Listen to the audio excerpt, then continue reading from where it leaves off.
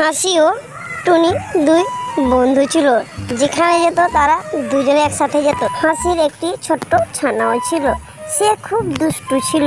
হাসি বলে টুনিকে, বন্ধু তুমি একটু আমার ছানাকে দেখিয়ে তো, আমি একটু খাবার আনতে যাচ্ছি।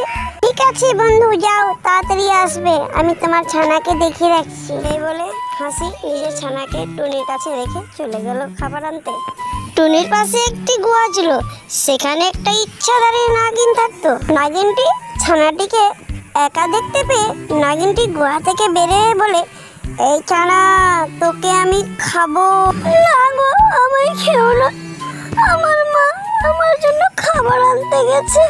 যেই নাগিনটি হাসির ছানাটিকে খেতে যাচ্ছে, সেই সময় চলে আসে টুনি। তবে রে হতচ্ছাড়ি নাগিন, তুই ছানাকে খাবি? লে এবার লাঠির বাড়ি খা। টুনি নাগিনটিকে মারতে মারতে নাগিনটি ওখানে থেকে তাড়াতাড়ি করে পালিয়ে গেল ভয়ে। সেই সময় চলে আসে হাসি, টুনি বন্ধুকে ধন্যবাদ জানায় আর নিজের ছানাকে গলায় জড়িয়ে আদর স্নেহ করতে লাগলো। তাহলে বন্ধুরা, আজকের গল্পটি এখানে শেষ। গল্পটি যদি ভালো লাগে লাইক করবেন, শেয়ার করবেন আর সাবস্ক্রাইব করবেন। দেখা হচ্ছে আরেকটি নতুন গল্পের সাথে।